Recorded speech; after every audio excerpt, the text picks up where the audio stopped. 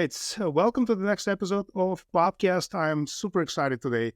It just, once you guys learn who I have as a guest, you'll be very impressed, and I encourage you to listen to the whole podcast because it's phenomenal.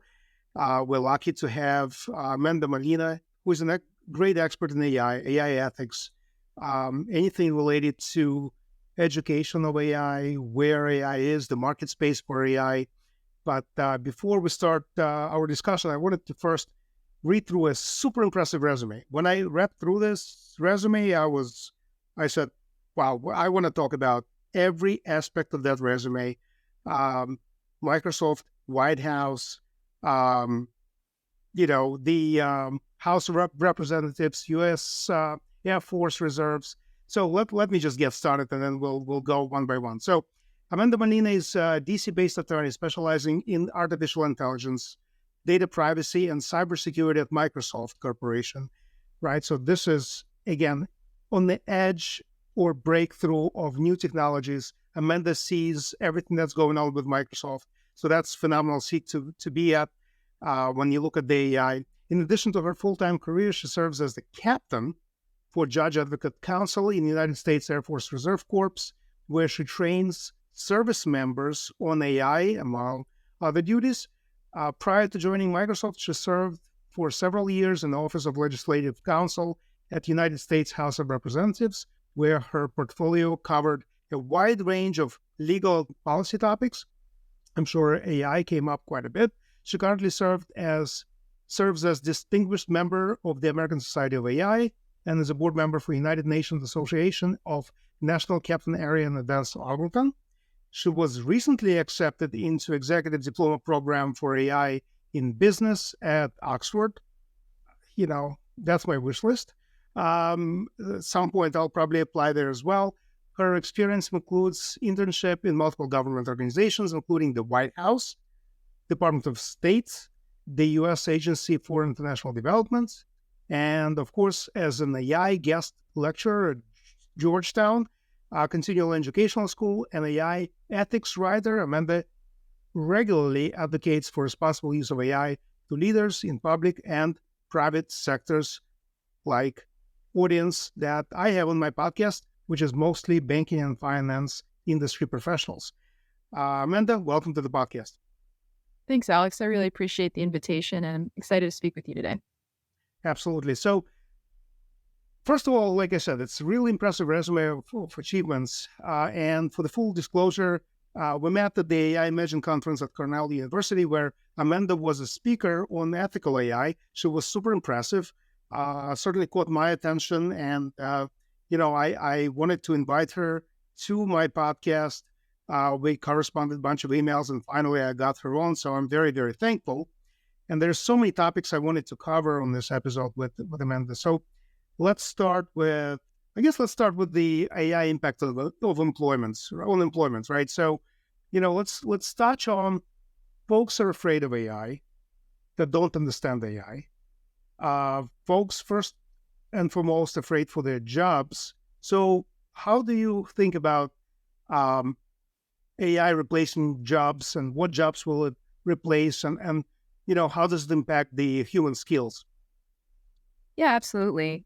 So just delving into that topic, I think that the fear isn't necessarily unwarranted because, with any dual technology and dual use case, which essentially is like dual use is often can be used like for military use or has the potential for good and bad. Because it has that potential for both good and evil, I will say. I think that it's important to understand and fully grasp the dangers as well as the benefits. And so I'm not shy about speaking to them. I do have to say as a caveat before we begin that I do not speak on behalf of the United States military or Microsoft. These are all purely my own opinions. So with respect to jobs, I mean, absolutely, AI is poised to transform a lot of the so many different sectors. I mean, I'm sure you all know it's been one of the hottest topics this last, maybe year or 2 years. But one of the things that I think is interesting is even though it will transform a lot of different jobs, it also has the potential to create new jobs. So a lot of the jobs that we'll see kind of go by the wayside are things that are monotonous or not very highly complex tasks, such as customer service or manufacturing. We're already seeing a lot of shifts in manufacturing as well. And I'm sure you've talked to a chat bot and been frustrated at some point as the technology is not quite there. so, so those types of jobs I think are already starting to shift in different directions. But with that, I'll say that there's new jobs. I think one of the ones that comes to mind is data curators. So with the massive amount of data that AI gets trained on, a lot of that needs to be quality data to make it more efficient or effective. And so having people that can review that data and make sure that it's uh, quality data will be helpful, especially jobs that will augment or have human oversight.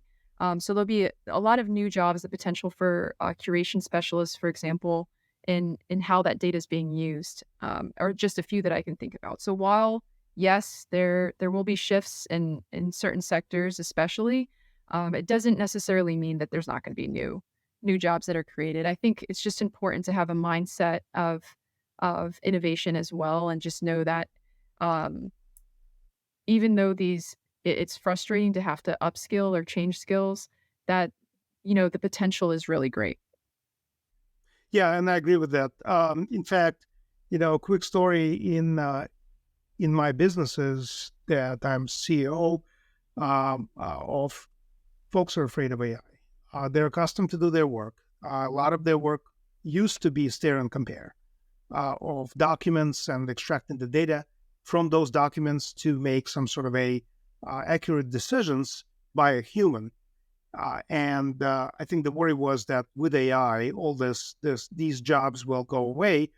Um, and partially that's true, right? We want to enable humans or people with AI assistance, but the human skills or skill sets that they learned in the course of the decades, they are still needed, right? How do you feel about AI um, causing the loss of human skills?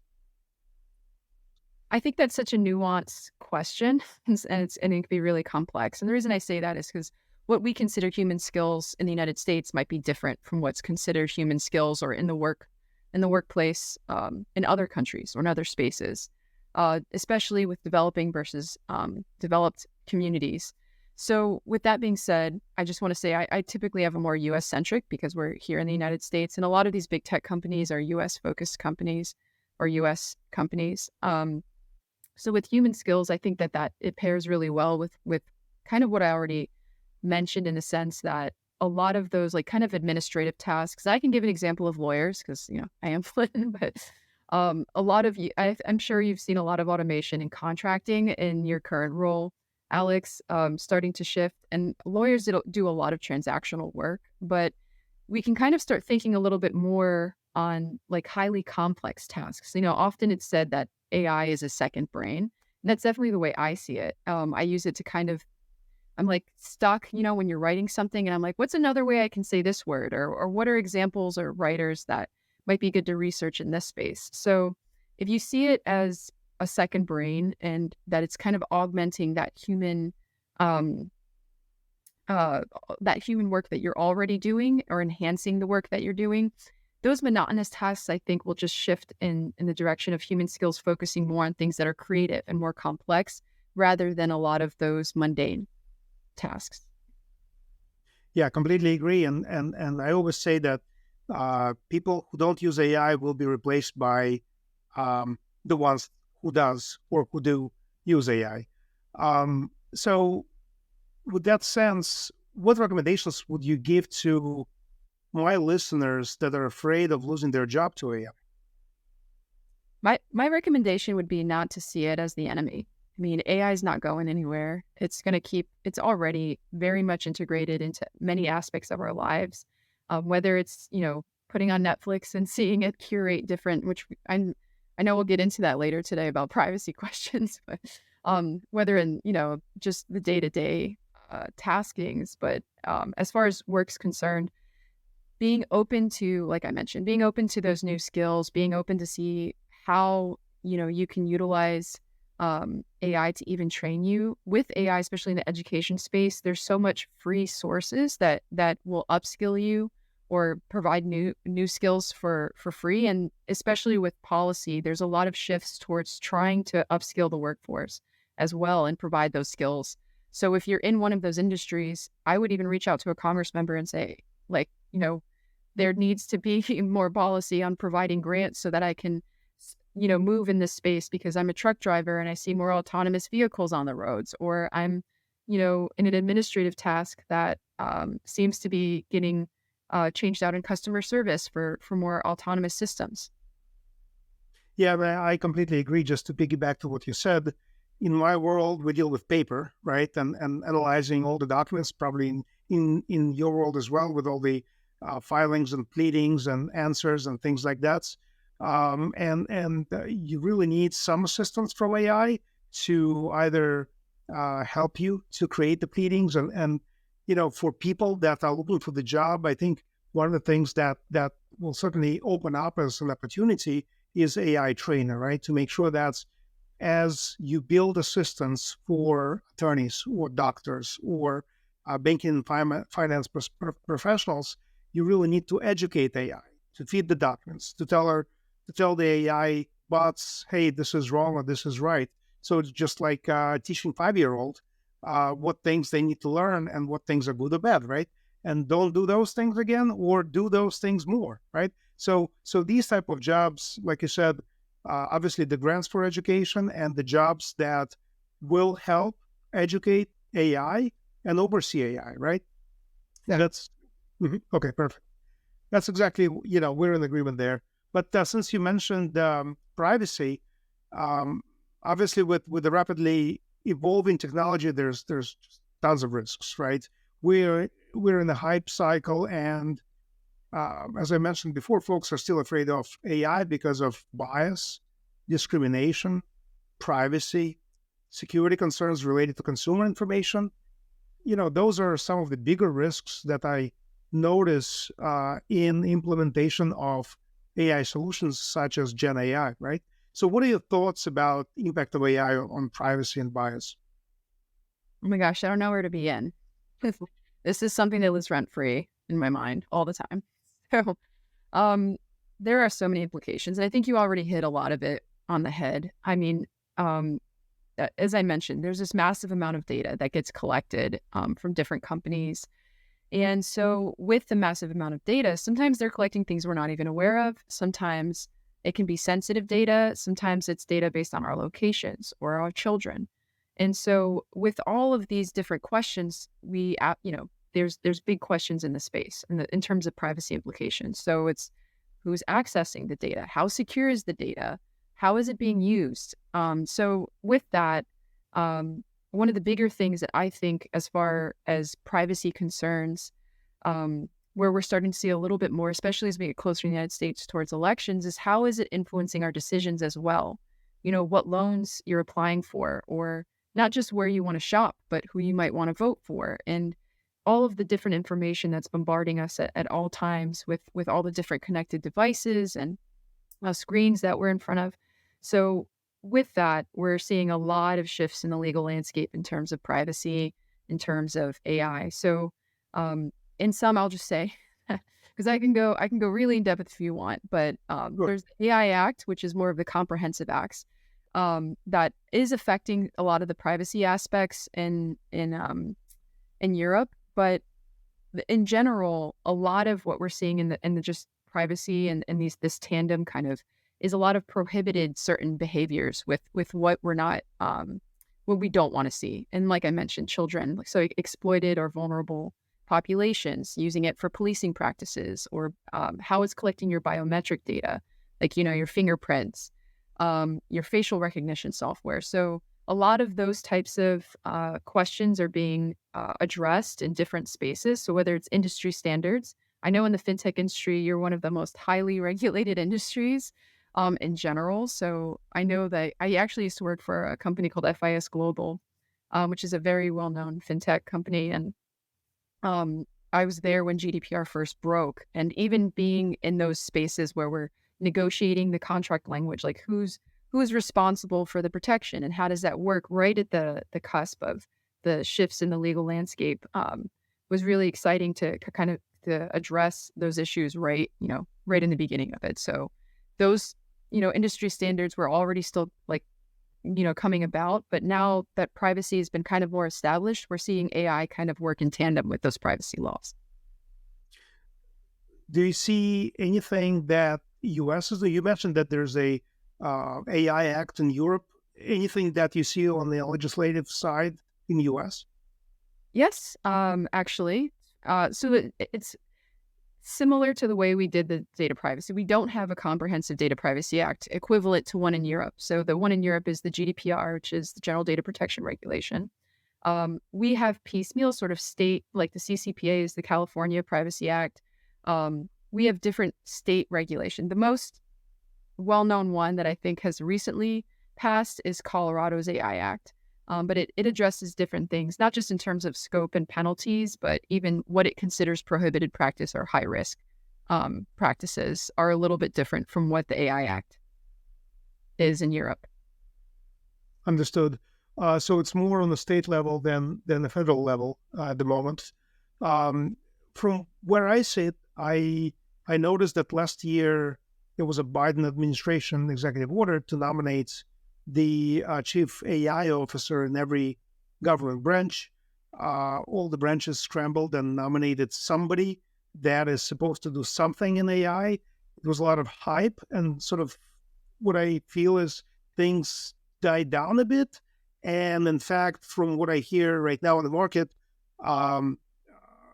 government branches like Jeannie Mae put a Gen AI moratorium in place for a certain number of months until they figure things out.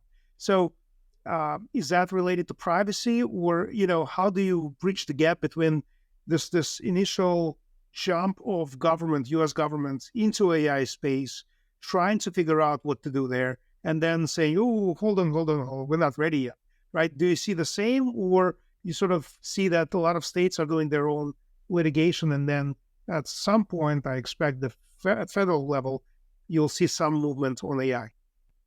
Yeah, absolutely. I think that's a great question. For one, I kind of want to take a step back and say AI is a little bit different than privacy, which is a little bit more like it's certain right. AI just as a technology affects so many sectors. It's most often equivalent or equated to electricity in terms of its transformative power in so many different industries. I'm sure at the conference where we met Alex, they talked about different examples of what it is. I think Brad Smith, the president of Microsoft, has compared it to the steam engine. There's all these different things. So setting that aside, I want to say that typically when we see something this transformative in the industry, it's sector focused in the United States. So it's actually self-regulating typically within the markets.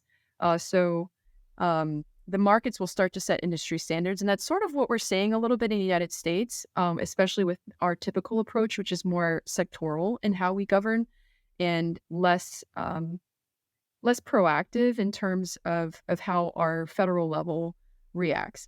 I was surprised to see the federal government move so quickly at trying to be proactive, but I think they're very acutely aware of the dangers if we don't act quickly. So I think it's a good thing, but I also think that there's just so much like you said, fear, misinformation surrounding the technology and how it can be used. So they just kind of rushed to put these people in place and make sure that we have something or the proper framework in place. So to answer your more directly,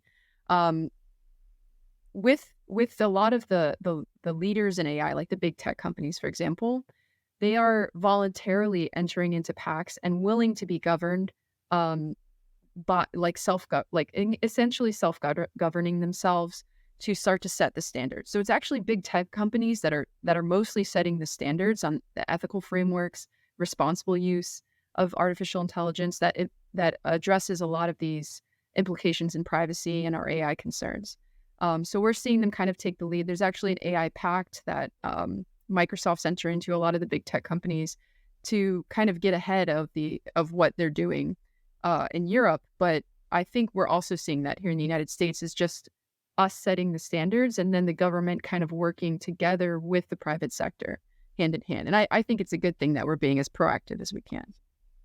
Yeah, I see the same, and thank you for pointing that out. That private sector, large banks or hedge funds or Microsoft or Nvidia, they're all pushing their technology forward, and then through their achievements, the government will have no choice but to adapt the derivative products or governance of the derivative products. But now, from my experience, I can tell you that dealing with federal contracts, as soon as I say the word Gen AI, they say, no, no, no, no, no, we're not doing Gen AI. We don't want, any bias, any decisions. We're afraid of the, all kinds of risks involved. But as soon as I call it machine learning, different thing, right? So in my mind, it looks like there's a clear separation from, on at least AI umbrella for machine learning, which is really algorithmic approach to handling the data. We who are in technology space understand how that works. And Gen AI is like, oh, it's a magic, dark black box where you put something in and the response come out and you don't know what's going on, right? So first of all, like you said, you don't know what's going on with your data. And second, you don't know which rules are being followed with the answer. So with that, I have sort of two related questions. One is, how do you force people to make sure that, or companies to make sure that the privacy of the data is preserved? As one, that I think has to be regulated. And two is, how do you tell the end consumer or end user that the AI is not biased, or there are certain rules apply to biasing, and does it need to be regulated? Yeah, those are two complicated questions, but I'll address it as succinctly as I can. So to your first question, one is how can we use, just clarify if I'm getting your question wrong. Like, how can we use generative AI in a way that it's like addresses our legal, regulatory, and reputational risks? Yes. Okay. All right. So with respect to that, I'll just kind of give my general spiel as a lawyer in big tech, but risk identification. I mean, oftentimes when we're looking at privacy issues, security issues, and just AI all up, it's a lot of just identifying where the risk is at different points. It's not just outcomes focused, although a lot of the bias piece is oftentimes analyzed from an outcome focus. But I'll just give bias as an example, since that's partially your second question. Bias isn't necessarily addressed just in the outcome stage, because it can also be addressed in how we're actually inputting the data. So how is the data quality? If we're using data sets or historic data sets that were already, included with biased information, then just as our society has disparities and biases already embedded, we will have that. So identifying where those risks are and then putting the right tasks in place to address them. Then again, like I mentioned, the data quality, making sure we have quality data and how that data is being traced throughout the life cycle of the AI system. The final thing I'll say that we're doing at companies like mine, as well as other places, is putting human oversight. So at different levels, we have both transparency mechanisms in place to let people know what's being used by the data and making sure that we act in a responsible way, but also making sure that it's reviewed at different points throughout the life cycle. So there's different data governance boards that we already have those in most of the big tech companies, but a lot of the smaller companies or mid-tier companies are still building out their training tools to make sure that they're not only, their clients and customers are understanding how the data is being used, but you use employee data as well. And you want to make sure that your employees' data is also meeting those same metrics as well, because it has, very similar standards. Yeah, and in my world, it's demographics, right? Do we provide loans to all the demographics equally, or there's discrimination elements involved, right? So this is something that I think our federal government wants to see as the reporting from all the lenders or servicers to make sure that if you're implementing AI products, discrimination is not being impacted, right? So everybody's treated equally. And to that degree, it's what you said, right? So you really have to make sure that you have the tools and human oversight to make sure that the bias, discrimination, and security concerns are all lifted and verified by human, and the AI takes the data equal and correctly, right? And most accurately. Yeah, absolutely. I know that the FTC has been pretty active in loans and in the financial sector. So I can see where some of your questions are. I won't say names, but I know that a couple companies were investigated because of their lending practices and the discrimination, and particularly with credit lending limits and loan approvals, for example. So I definitely understand where those questions are coming from and have researched some of it on my own in the ethics space. Yeah, that's exactly right. Now, do you and this is sort of out of the blue question, um, do you see a start of AI-based litigation for folks coming back saying, hey, you used AI bot or AI agent engine or AI caller customer support rep that said something that offended me or didn't give me the right answer, and you're liable because you're supposed to train AI? Do you see any of the litigation that's sort of coming to courts in the near future? So I've seen a couple cases pop up. That's since it's so new. And let me be clear, you're absolutely right. Machine learning's been around since the 1950s with John McCarthy and Alan Turing and Minksy, but now with the proliferation of GPT and most commonly known as ChatGPT of the generative pre-trained transformers, but with that common Gen I think that we've seen a lot more attention to AI systems. And so in the legal world, like I mentioned, it's more sectoral. So with self-driving cars, for example, that negligence piece in autonomy, with without having control over the vehicle, how are you going to go after someone for negligence if they never had control in the first place? And I mean, you could in theory, but it's a little bit more difficult to make a legal argument. So even though your Tesla could operate on its own, you're still required to be awake when you're driving that vehicle. And that's part of the reason. So I think the same thing is true with other areas where I've seen some of the litigation with chatbots. Was your example that you had. I think we're going to see a little bit more judges disagreeing on how that's working because, like you mentioned, with large language models, we do have that black box theory that's part of it.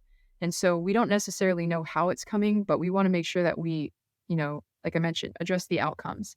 So with we there's so many different outcomes that could come with chatbots that it's really difficult to regulate it not regulate, but address it. If you're a company, you're like, I don't know, I said that. So trying to make sure that the information, so where we're seeing right now, I think, and that was mentioned at the conference you and I met at too, is more fine tuning. So it's more industry specific large language models that are being fine tuned for the specific sector. And I think that those errors are starting to decrease in what I'm seeing. But it's not perfect yet. So for the time being, I think we're just going to kind of see different judges decide differently. I know that there's a case that, they were held liable for an incorrect information that that was provided by the chatbot. So just being aware of what it's being trained on, and if it's incorrect information, we want to do that. There's also hallucinations to consider. So I was a little bit surprised by that decision, but there are people making that are judges. So I can't give you a succinct on where things are going to go with that succinct answer. Yeah, I think the people responsible for training AI bots that makes their own decision are ultimately liable. So there has to be, a SDLC pipeline to deploy the AI, maintenance, the feedback, the testing. It has to be, thoroughly tested, just like Tesla did with their self-driving cars, right? They went through what, 2 years worth of testing before they actually launched the software upgrade to the self-driving Teslas. So they did very thorough condition-based testing, and I think that's required. And when you deal with the smaller companies, I think you just fix on the fly, and that's a little bit dangerous, right? Um, so, and I think there are things that we don't know yet, and all the risks that are going to impact the AI bots. So, including the data privacy or even cybersecurity and other concerns. So many folks in my audience that are from banking and finance industry, they're looking at AI, and that's actually will be a lead to my next question to you. Um, they're afraid of misinformation. So 1 in 4 lenders considers misinformation to be the biggest risk using AI and machine learning as well, and obviously followed by cybersecurity bias and discrimination and privacy that we discussed. So, you know, can AI be trusted with decision making? If not now, when? What is your opinion? I think that's a great question. And we've kind of touched a little bit on transparency and the different parts of decision making and the human oversight piece. So my short answer is yes, it can, but with caveats. Of course, there's a very lawyer answer for you. In that sense, there needs to be certain levels of human oversight, levels of transparency that are required. And, if you're those examples that we gave with the credit lending, for example, a lot of that was widespread. If your systems are biased to this degree, you really didn't put the checks and balances in place to make sure that you were kind of paying attention to how those outcomes were being utilized. Or oftentimes I've seen this with smaller companies, they really want to rush to market and don't kind of go through the safety checks that they need to put, like you mentioned with Tesla. So, one of the other examples I'll just briefly give is there's a very famous case in the AI ethics space where medical imaging, they were discriminating against people of darker skin tones, the medical devices, and misdiagnosing them. And so with that one's directly analogous to kind of the example that you gave is how can AI be trusted in decision making?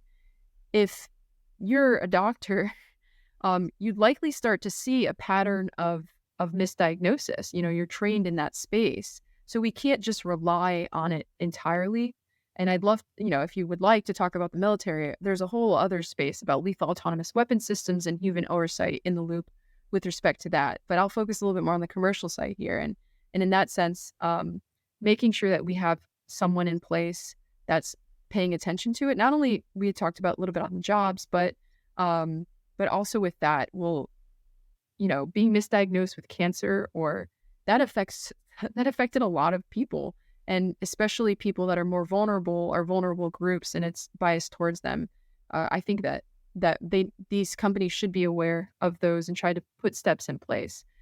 Resources, those questions come up a lot when I'm in a lot of these spaces, especially for smaller companies. They're like, what resources do we have available to us? And I think that's where I'm also seeing a lot of free training and especially among the big tech companies with their customers and their partners. They're offering trainings in this space to help build out those frameworks, I'll say. Okay, so in essence, decision making is a control function of the trainer of the AI tools, easier on machine learning because it's really algorithmic, and more difficult on LLM models. But what I see in my space, all the lenders are taking a step forward in creating private or custom LLMs, right? So we're not using public data. We're not using anything of the web. We are feeding the information from the get-go, from the start, to be absolutely accurate for the decision making, right? I think that's what I see in my industry. Do you see the same thing in, say, military or Microsoft or other segments? Absolutely. I see it less at Microsoft, more so in specific segments. So I'll give an example. One of the classes a guest lecturer at is a Georgetown course that teaches intelligence, the psychology of intelligence. So I speak there on AI. And one of the things I find fascinating is they really hammer down on the black box theory. And the professor's brilliant. His name's Dr. Barry Zuloff. He is, very well versed in the space. So one of the questions they have is, if we can't know how we came to a certain solution or, building out an intelligence product, how are we supposed to essentially give that product to, whether it's a member of Congress or, a member of the executive branch or in government or the military, knowing that it has a certain degree of, you know, so I'm figuring out how to say this without, giving way too much information, but Yeah. uh, with predictability that this is accurate. So accuracy and predictability. So in that sense, I am seeing more fine-tuned models in the intelligence space and in the military space because it has to be. I mean, we can't just have a lot of that misinformation, like you mentioned, where a lot of the concern is, because it completely changes how intelligence is being collected. So making sure at every point of the intelligence life cycle that information is being collected and kind of reviewed for accuracy helps with that predictability and that accuracy that they're concerned with. It's the same thing that we're seeing, I think, in the finance sector and other sectors. I think with big tech companies, it's a little bit harder to have that fine-tuned model. I see it, but it's not to the same degree that there's kind of a gap where smaller companies are kind of coming in and filling in that gap and saying, we don't just have these products that are for everybody. They're specifically for logistics, or they're specifically for, supply chain and military apparatus products. Yeah, that's exactly right. In fact, my company, One Diligence, is really customized towards being in finance, um, post origination QC, verify loans. So it's really, non-generic custom model development, which I think is exactly where the opportunities are for the whole industry. But without going to sort of different implementations of AI, before we go there, I'd say, uh, you know, I am very confused about this term called ethical AI. It looks like you are an expert in ethical AI. I have no idea what it is, why it's ethical. Can you define what ethical AI is, and is that taking ethical consideration into AI decisions? What do we call ethical AI? Yeah. So I'll say that it's ensuring the fair application of artificial intelligence for all people, regardless of, their socioeconomic status, their race or religion. So it's just the fair application of the products and services that are AI connected, right? Because you said machine learning, there's all different levels that we can discuss. But um, I've actually been asked this question a few times, so I appreciate it.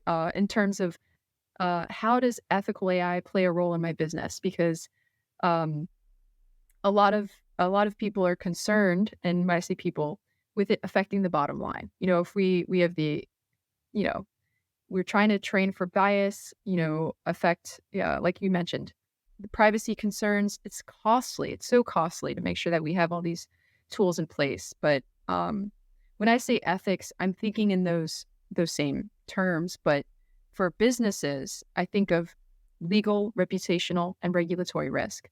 And Reed Blackman, he writes pretty frequently in this space. But he and myself, I got a lot of my ideas from that. I actually met him, a friend of his at that event we went to. But one of the things that he speaks on as well is making sure that businesses understand that this is going to cost them in the long run if it's not addressed. And by this, I mean making sure that it's a fair application of these devices and it's responsibly used. The power for devastation for artificial intelligence is so immense that I can't even fully think about all the different ways. And I can just give you some examples.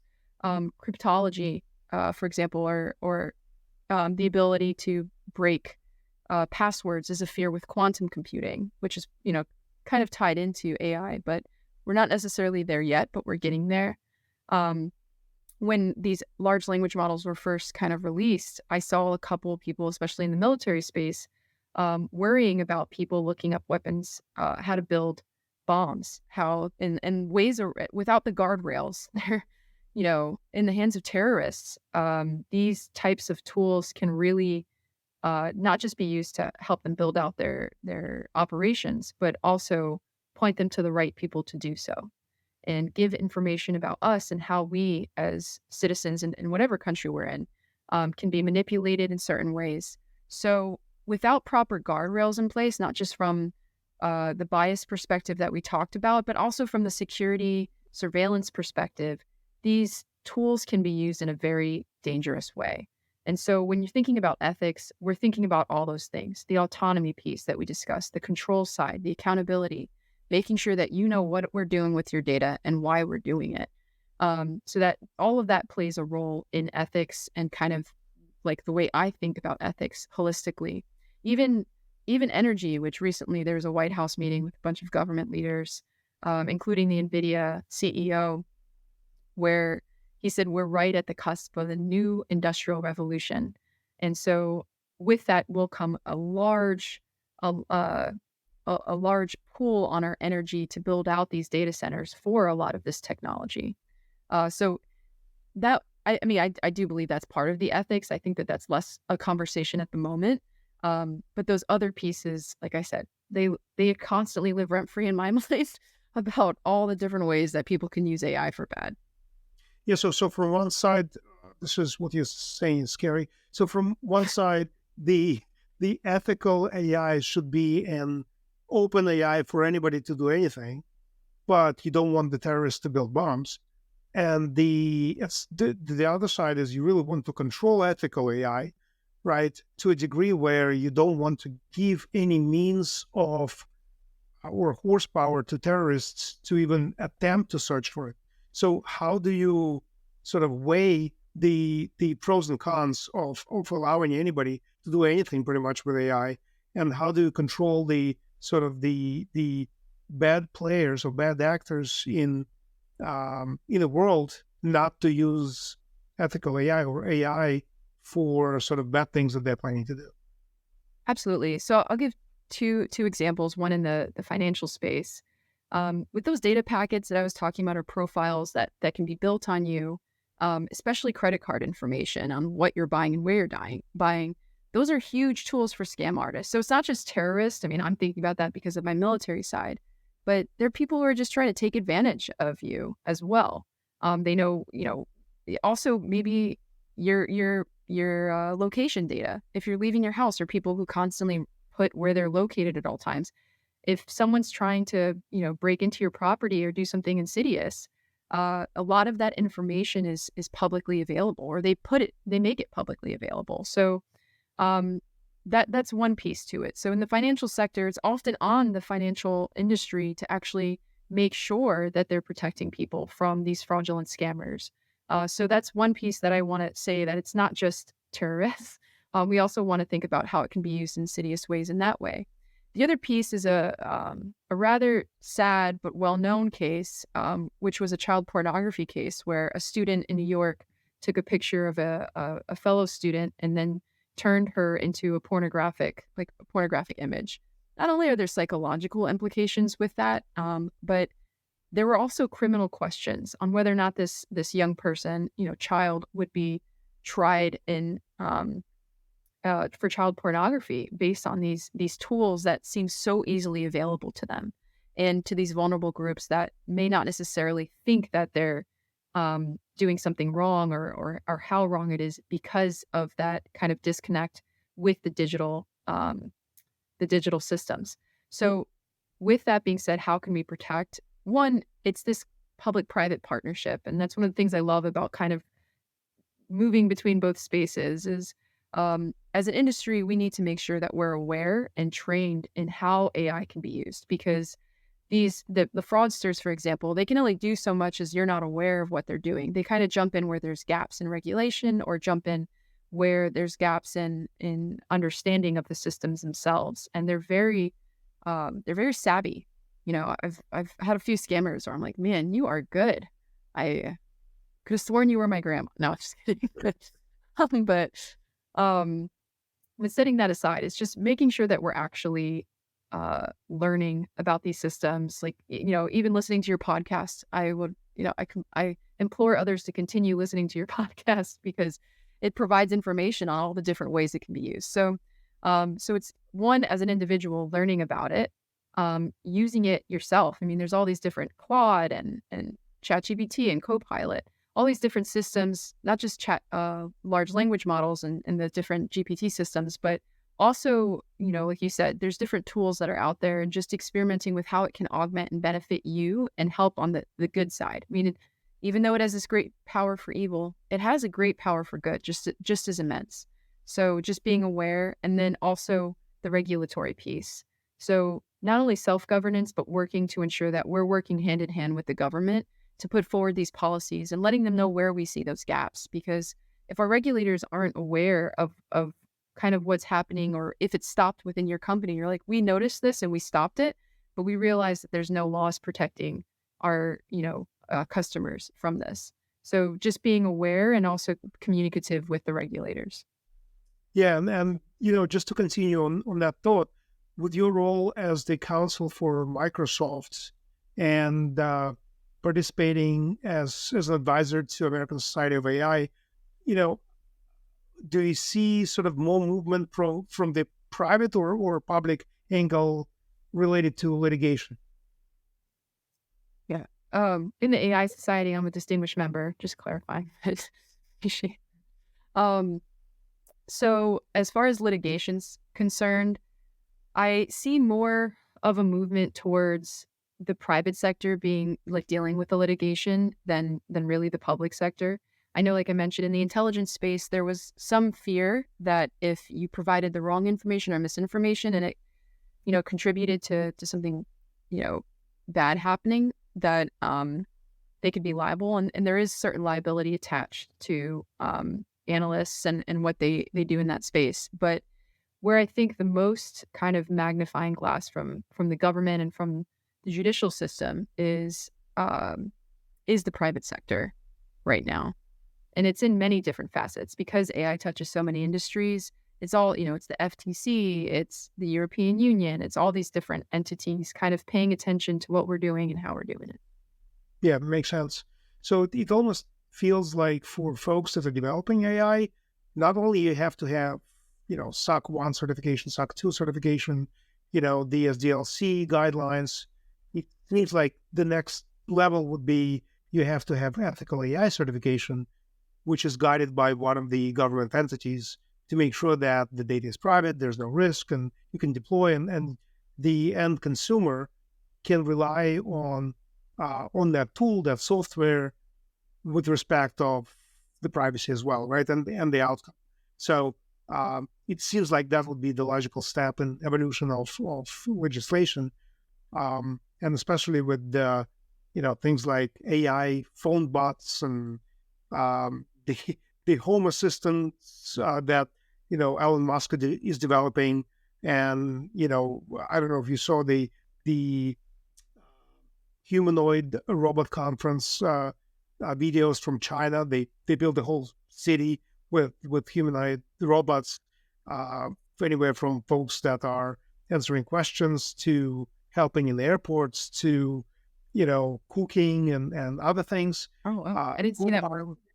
Oh yeah, I'll send you the link. It's phenomenal. The Copilot AI with code developments, right? We both participated in art and music creation at the conference itself. So you know, those are some of the examples where AI is changing everyday life. I mean, how do you feel about it? And you know, what are the things that you see that will definitely change the life pretty much of every U.S. Citizen or U.S. A resident forever?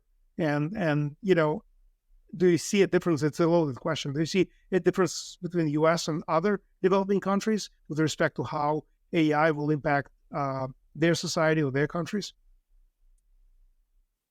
Yeah, yes. So it is a little bit of a loaded question, but I will say one of my favorite authors is Kai-Fu Lee, and he is out of China now, but he worked in big tech for a while in the United States. He has a book that basically just delves into the future of artificial intelligence and where we see kind of shifts happening. I call it whenever I tell people about the book, I usually just say it's a chicken soup for the AI soul, basically, the way that his newest book is written, or the AI technology soul, because it's basically just like different short stories and kind of makes you feel like he co-authored it with a fictional writer. Um, so I don't have a distinctive like this is gonna change how we all like necessarily, because I see all the different spaces of where AI is moving in all the different sectors. And so, um, with that, I am able to kind of not only think about like what's going to change our life, but like also see on the day to day what we're thinking most about. So, as far as like what I think on a commercial side is impacting us very, very significantly are these chatbots. I think have actually started to integrate into so many different ways that we write and we, not just chatbots, but large language models in general with how these GPTs are building creative, they're affecting how we, see art and music and, um, also create ourselves. So I think that in that sense, with how we write and interact and communicate, that it has such a widespread that the generative AI piece is probably the most impactful at the commercial side. And then I will say on the military side, what what has come up, and this came up before generative AI, but lethal autonomous weapon systems and how machine learning is being used to kind of have a human in the loop or on the loop or with robotics and autonomous weapons and all the different ways that it can be used, not just with drones, but with robot dogs, or as you mentioned, a robot city in China. So, and then speaking of which, that is a common question I get in the government side is where are we in terms of China and the United States? Because um, as superpowers, we're constantly kind of going at it, I think, to some degree. But I will say that it depends on your metrics. And so if your metrics is focused on just innovation all up, then the United States, we tend to have more venture capital funding. We tend to, and because of that, we tend to have more innovation. But because they kind of have an overall government focus on building out their entire AI sector, we're seeing very unique applications of artificial intelligence in ways that we haven't even thought about, including one that I think of like kind of off the top of my head is like micro lending and how even at a very minute level, they're able to pinpoint what will help or not help in the decision making process with whether or not to give that person a loan. So in China, we're seeing a lot more unique applications, and it's not necessarily unique to the United States, but just their reasoning and its difference between how we do things over here is very different applications that I'm seeing. So I don't have an answer for you. I know like people have compared patents between the China and United States. They have much more patents, but we have more patents that are used essentially rather than ones that are just on the books like over there. So it really just depends on your metrics. I'm a little biased considering my military and US connections, but I do think that we can learn from each other, but I think there needs to be limits considering that those dangers in the security side of things. Oh, absolutely. And I think on the prior podcast, I mentioned that I flew to Turkey to visit their $1.2 billion humanoid robot factory, where they just throw government money into developing humanoid robots and AI application robots.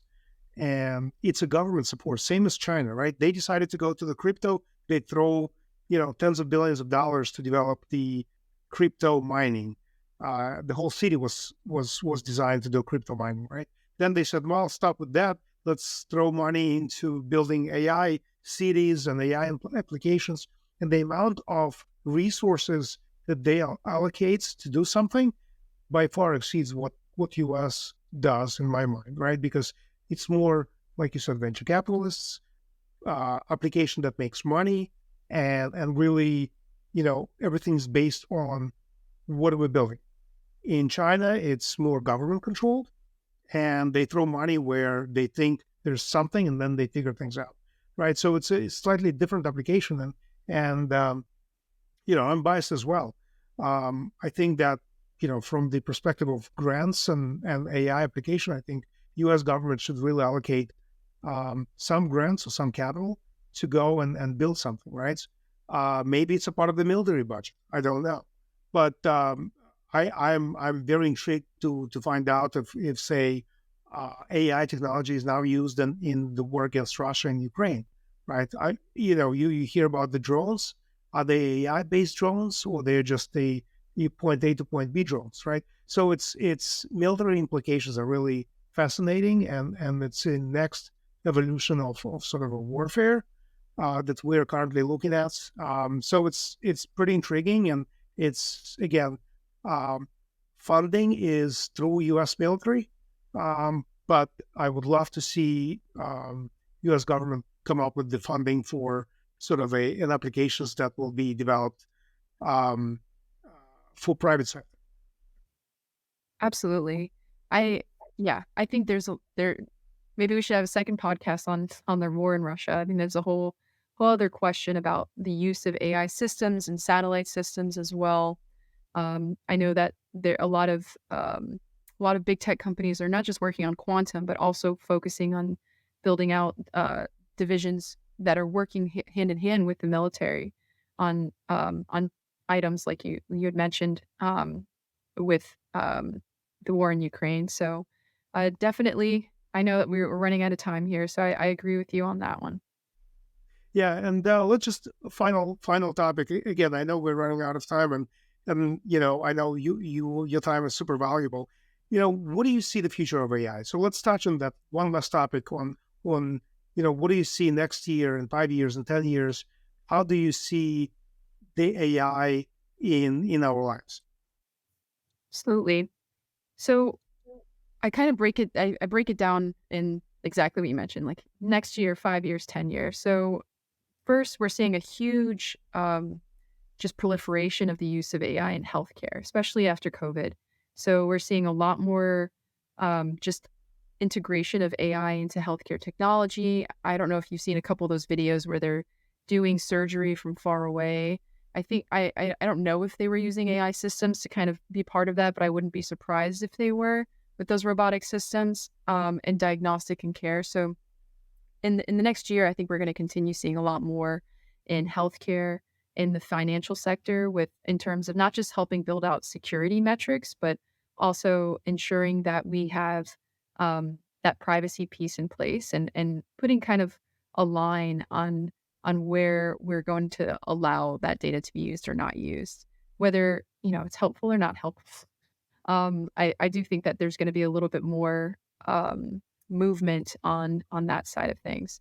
So in that sense, I think personalization of artificial intelligence. So having devices that are just really geared towards you specifically, and you know how you're being suggested. I mean, that's already happening, but I think it's going to become even more common for us to see very tailored advertisements, movies, um, things that we're using in our everyday life. Um, Sorry, I was just trying to think in the next 10 years because that one's a big one. The next 10 years, I think that data center piece that I kind of just glossed over is going to become really, really a big climate question. Is how are the data centers that emit a lot of carbon going to work hand in hand with the government to ensure that all of that energy is being used? I know in the military, it's no secret that we are poised right now to engage in a possible um, military action with the tensions rising with China and Russia. At least on the military side, that's the common rhetoric, and it's public information. Um, So in that sense, I think access to silicon is also going to be a big question too in that supply chain, and just supply chain as well in the military space. All of those big, common companies that are used in the defense space, I think are going to also start to see a little bit more innovation in how those big companies are working in the military space, because right now there's so many contractors that we're not even aware of. I mean, the Jedi contract Microsoft has with the military is a huge contract. So companies that you don't necessarily even think are big military contractors, they are, like AWS, for example, is another big one. So these cloud companies that work hand in hand, we're going to start seeing a lot more. And then the last one I'll say that I'm a little bit concerned on is wearables. Um, Wearables are great, but I also think that employee monitoring can be a big question in how it's used. Um, with just machines being more common, the wearables can monitor your brain activity and how focused you are at work or engaged in this podcast. So those implications, I think, are a lot of the big space. But there's going to be, I mean, the possibilities are endless, and so the future of I think, depends on how creative we want it to be. If we want it to be in our lives, we'll see a big push in robotics as well. The common question about the Terminator um, scenario often, but I think we're not quite there on full autonomy and that level of danger, but still something to think about. All right, so we're not going to repeat the story of Terminator, but it's going to be pretty cool in 30 years to wear glasses, and with the power of thought, we will control what information we'll see on the glasses. We don't even have to talk, I guess, and the AI system will understand us. So that sounds pretty exciting. Yes, you summarized it perfectly. Sounds good. Amanda, again, thank you so much for coming on the podcast. I'd love to host you probably towards the end of the year. I think we're going to see some momentum on the military. We're going to see, I think, something with Russia, Ukraine. We're going to see something with Israel, Hamas, and Palestine. So there will be a lot of resolution. I'm sure that we'll see more actions in terms of protecting Taiwan and making sure that the silicon is preserved from China. Investment into foundries in the U.S., building up Intel technologies and global foundries in upstate New York to make sure that companies like Grog with the U.S. based manufacturing and speed and technology and the patents is preserved in U.S. As a competitive advantage. So all of that, I feel that we are evolving so fast that we'll see a lot of momentum towards the end of the year. So again, I wanted to thank you for coming on. It was great. And if people want to get in touch with you, how will they do that? Oh, absolutely. I'm easily reached at amandamolina@microsoft.com in my email account. But I also have a blog where on a monthly basis, I just write about AI topics at thesidebars.com. So I also have my personal administrative email on that account as well. Understood. Amanda, again, thanks so much. Great content. All right. Thanks, Alex.